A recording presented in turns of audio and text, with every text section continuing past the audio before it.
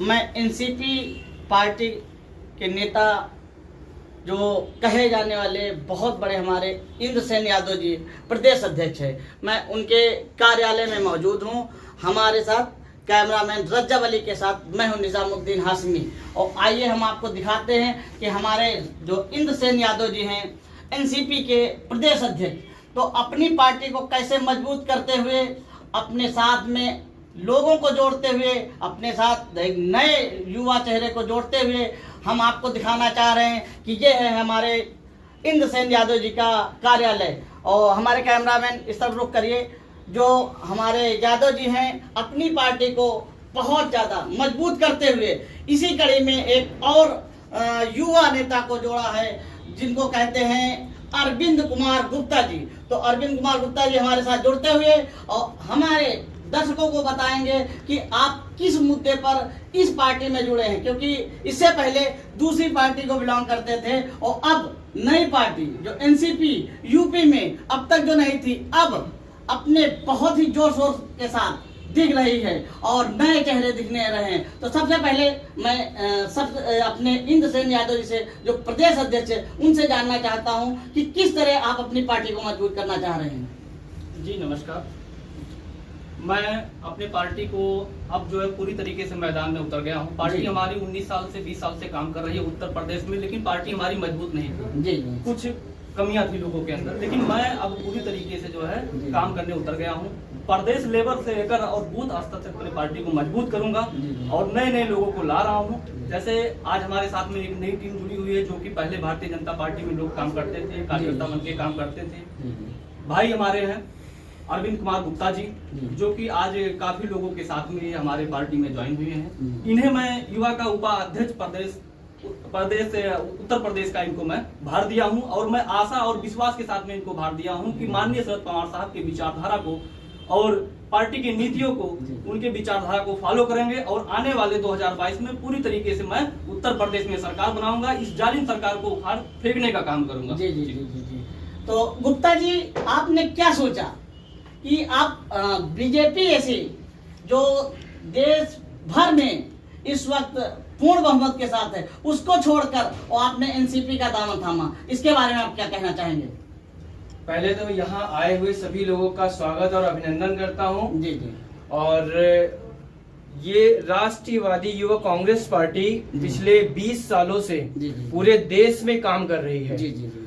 और शुरुआत जो हमारी हुई है वो पहले बीजेपी से ही हुई थी। जी जी जी। और इनकी जो पिछले 5 से 6 साल कार्य करने की जो नीति है जी जी, वो लोगों की समझ से बाहर है। जी जी। ये हिंदू मुस्लिम और इन सारी चीजों को लेकर चल रहे हैं। और रही बात युवाओं के लिए कुछ किया जाए, लेकिन उसके लिए कुछ भी नहीं हो रहा है। सारे युवा हताश हैं, आज सब बेरोजगार होते जा रहे हैं। और रही बात क्या ना, ये अभी किसान का बिल पास करवा दिया इन्होंने। इन्हीं बीजेपी के जो श्री प्रधानमंत्री मोदी जी हैं, इन्हीं के कहने पर सारे कार्य हो रहे हैं। जी जी। वो कैसा भी कोई भी कार्य हो, सब उन्हीं के इशारों पे कार्य किया जा रहा है।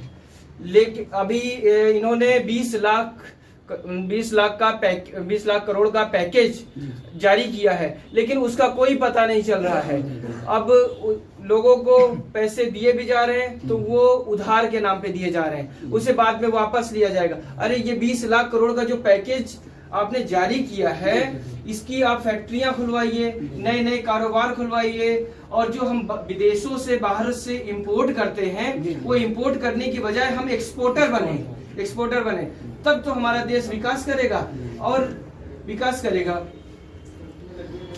जैसा कि आपकी पार्टी युवा संगठन बना रहे, उसमें कहीं ना कहीं एक ब्रह्मास्त्र होता है बुजुर्गों का, जिसमें आपने बुजुर्गों को भी जोड़ रखा है। तो हमारे महाराज जी हमको दिख रहे हैं सामने, और इनसे भी चाहेंगे कि आप बीजेपी का दामन छोड़कर आप एनसीपी कैसे ज्वाइन किए, क्योंकि आपने ब्रह्मास्त्र भी बहुत अच्छा यूज किया है। जी दादा, आप अपना नाम बताइए। जी, मेरा नाम हरिशंकर मिश्र है। जी जी जी। मैं भाजपा में कार्य कर रहा था। जी जी जी। उसके पश्चात जब ये हमें जानकारी हुई, हमारे अरविंद गुप्ता जी जी जी इस पार्टी में जुड़ गए हैं। जी जी जी। तो हम हृदय से आशीर्वाद देते हैं, हृदय से कामना करते हैं। और हमारे अध्यक्ष जी जो है, इनको हम हृदय से आशीर्वाद देते हैं और इनके साथ में हम हैं, इनके हर दुख और सुख में शामिल हैं। और जहाँ तक हमारा सहयोग रहेगा, पूरे सहयोग के साथ, अपने दल बल के साथ, अपने ब्राह्मण वर्गों के साथ हम इनका सहयोग करते रहेंगे, क्योंकि हमको ये अच्छा लगा कि लोगों का, हमारा ये सौभाग्य है जो ये बच्चे आज आगे बढ़ने का प्रयास कर रहे हैं और हम इनके साथ। बहुत बहुत धन्यवाद दादा।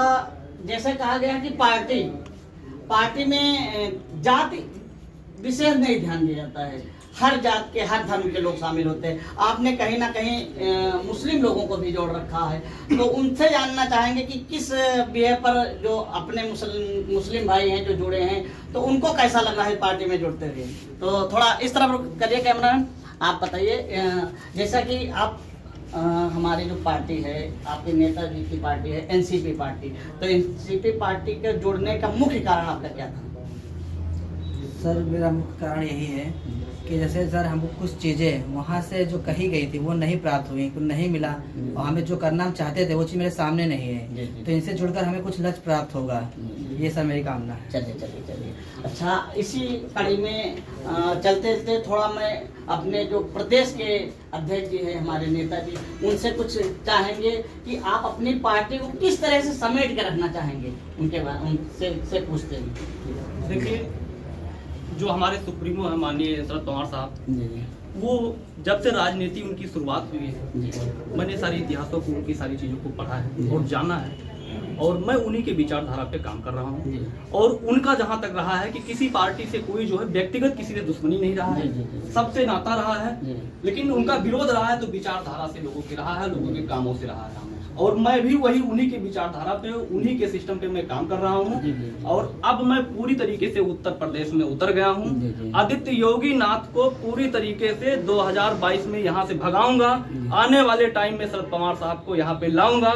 इनको जिस जंगल से उठ के आए थे वहीं पे इनको भेजूंगा और इनकी जुमलेबाजी को बंद करूंगा। नहीं तो हमारा देश पूरी तरीके से जुमलेबाजी से, झूठों से घिर चुका है। ये हमारे किसान की दुश्मन है, युवाओं के दुश्मन है, हमारे बहन बेटियों के दुश्मन है। ये जालिम सरकार है, ये रावण की सरकार है। इसको पूरी तरीके से मैं तन मन से अपने सारे साथियों के साथ में मैं उतर रहा हूँ और प्रदेश से लेकर मैं बूथ स्तर तक अपने कमेटी को मजबूत करूंगा, जो कि आने वाले 2022 में दम के साथ में मैं चुनाव लड़ूंगा और सरकार बनाऊंगा। जी, बहुत